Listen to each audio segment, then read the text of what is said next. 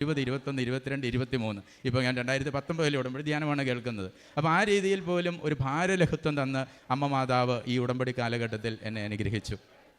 അതോടൊപ്പം തന്നെ ഉടമ്പടി പത്രവിതരണം, ഒരു മാസത്തിൽ 1000 പത്രമെങ്കിലും വിതരണം ചെയ്ത് എൻ്റെ ആത്മീയ അസറ്റ്, ആധ്യാത്മികതയുടെ കപ്പാസിറ്റി കൂട്ടുക എന്നുള്ളതാണ് എൻ്റെ അടിസ്ഥാന ലക്ഷ്യം. കാരണം അമ്മ എന്നിൽ ചൊരിഞ്ഞ കൃപകൾക്ക് ഈശോയ്ക്ക് എന്തെങ്കിലും സമ്മാനം എനിക്ക് കൊടുക്കണ്ടേ. അപ്പോൾ അങ്ങനെ 1000 പത്രം വിതരണം ചെയ്യുക എന്നുള്ളതായിരുന്നു എൻ്റെ ലക്ഷ്യം. പക്ഷേ അതെനിക്ക് അസാധ്യമാണ്. കാരണം ഒന്നാമത്തെ കാര്യം 60 കെട്ട് പത്രം വേണം.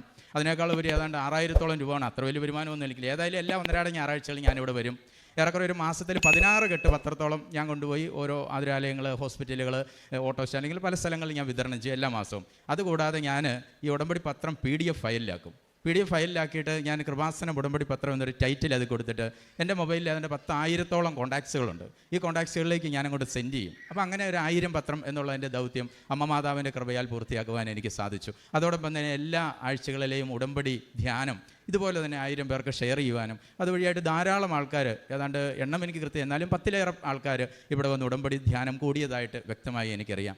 അതോടൊപ്പം തന്നെ ഉപവാസ പ്രാർത്ഥനകളിൽ 90 ദിവസം ഉപവാസം എടുക്കണമെന്നായിരുന്നു എൻ്റെ സ്വപ്നം. പക്ഷേ പഠിപ്പീരിൻ്റെ തീഷ്ണതയും തീവ്രതയും കൊണ്ട് അത് നടപടിയില്ലാതെ 45 ദിവസം ഉപവാസം എടുക്കുവാനുള്ള കൃപ അമ്മ മാതാവ് എനിക്ക് ഈ ഉടമ്പടി കാലഘട്ടത്തിൽ ചെയ്തു തന്നു.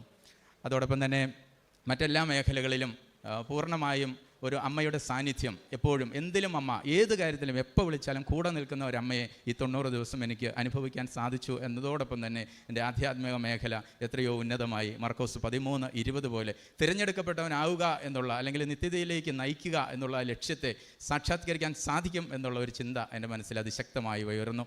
അതോടൊപ്പം തന്നെ അമ്മ എന്നിൽ ചൊരിഞ്ഞ നിരവധി അനുഗ്രഹങ്ങളെ ഞാൻ മുഴുവനൊന്നും പറയില്ല, കാരണം എനിക്കിതൊരു ആധ്യാത്മിക സാക്ഷ്യമായി എടുക്കാനാണ് ഇഷ്ടം. അതിനെ പർവ്വതീകരിച്ച് അനുഗ്രഹങ്ങളെ കൂടി ചെറിയ കാര്യങ്ങളൊക്കെ ഞാൻ പറയാം. അപ്പോൾ ഏറ്റവും പ്രധാനമായ കാര്യം, എനിക്ക് 3 കുഞ്ഞുകുട്ടികളാണ്. കഴിഞ്ഞ 2 വർഷക്കാലത്തേറെ ഇവർക്ക് എന്നും രോഗങ്ങളാണ്. എന്നും രോഗങ്ങൾ എന്ന് പറഞ്ഞാൽ എനിക്ക് ഈ ആശുപത്രി കൊണ്ടുപോകുക, ഇതിനുള്ള പൈസ മുടക്ക്, ഭാര്യയ്ക്കാണെങ്കിലും എനിക്കാണെങ്കിലും എല്ലാവർക്കും രോഗം. ആ ഒരു മേഖലയിൽ സഡൻ സ്റ്റോപ്പ് ഇട്ടതുപോലെ ഉടമ്പടിക്ക് ശേഷം ഇന്ന് ഒരു ഉടമ്പടി തിരിയും, ഉടമ്പടി തൈലവും ഉടമ്പടി ഉപ്പും അതോടൊപ്പം തന്നെ ഉടമ്പടി തേനും. രോഗങ്ങളെല്ലാം പിള്ളേർക്കുണ്ട്. അവർ സ്കൂളിൽ നിന്നൊക്കെ വരുമ്പോൾ നല്ല ശക്തമായ രോഗത്തോടെയാണ് വരുന്നത്. പക്ഷേ